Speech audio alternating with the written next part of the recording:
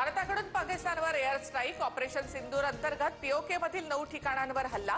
पाकिस्तानमधील 9 दहशतवादी तळ उद्ध्वस्त. भारतानं पहलगाममधील हल्ल्याचा बदला घेतला. मध्यरात्री भारतीय लष्कराकडून एअर स्ट्राईक. मसूद अझहर, हाफिज सईदच्या ठिकाणांवर भारताचे यशस्वी हल्ले. बहावलपूर मध्ये जैश ए मोहम्मदचे 100 दहशतवादी ठार.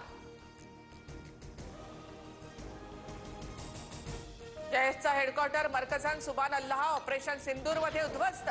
याच भागात जैशचा प्रमुख मसूद अझहरचं घर असल्याची माहिती. मुरिदकेमधील लष्कर ए तोयबाच्या प्रशिक्षण केंद्रावर हवाई हल्ला. 26/11 मुंबई हल्ल्यातल्या दहशतवाद्यांना इथेच प्रशिक्षण देण्यात आलं होतं. भारताच्या हल्ल्यामध्ये जैश ए मोहम्मदचा उम्मुल कुरा मदरसा उद्ध्वस्त. जैश ए मोहम्मदचे 4, लष्कर ए तोयबाचे 3 आणि हिजबुल मुजाहिद्दीनचे 2 तळ उद्ध्वस्त. सूत्रांची माहिती. दहशतवाद्यांच्या 9 ठिकाणांवर भारताकडून एअर स्ट्राईक. मुझफ्फराबाद, बहावलपूर, मुरिदके, कोटली, सियालकोट, भीमबेर, सियालकोट, गुलपूर या 9 ठिकाणी हल्ला. पाकिस्तानच्या कुठल्याही लष्करी तळावर हल्ला केला नाही. भारताकडून स्पष्ट. भारताने 6 ठिकाणी 24 मिसाईल डागले. पाकिस्तानी लष्कराची कबुली. 8 जणांचा मृत्यू तर 33 जण जखमी झाल्याची पाकिस्तानी लष्कराची माहिती. भारताकडून दहशतवादी मसूद अझहरच्या 4 मदरशांवर हल्ला. पाकिस्तानी मीडियाचा दावा. भारतीय सैन्याच्या हल्ल्यानंतर पाकिस्ताननं हाफिज सईदची सुरक्षा वाढवली. पाकिस्तानी आर्मीकडून हाफिज सईदच्या सुरक्षेत वाढ. भारताच्या हल्ल्यानंतर पाकिस्तानी सैन्य आणि दहशतवादी रस्त्यावर.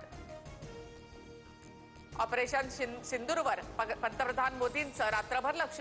एनएसए अजित डोवाल मोदींना सर्व अपडेट देत होते. तर सैन्य कारवाईसाठी मोदींनीच ऑपरेशन सिंदूर हे नाव सुचवलं होतं.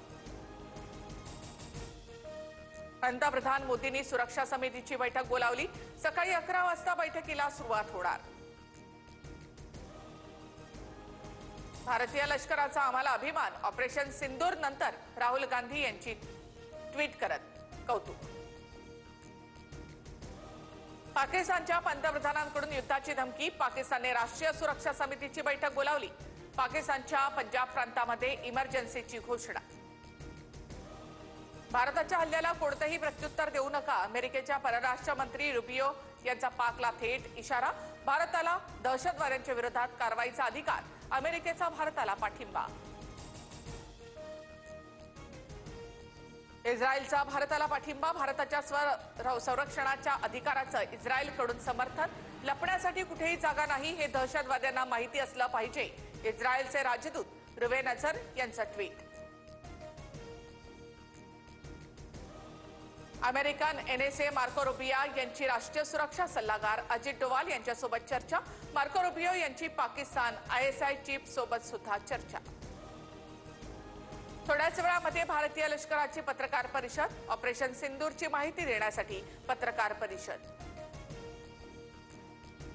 पाकिस्तानी लष्कराकडून LOCवर गोळीबार सुरू. कुपवाडा, उत्तर काश्मीर आणि टिटवाल भागात गोळीबार. भारतीय लष्कराकडून पाकिस्तानला जोरदार प्रत्युत्तर.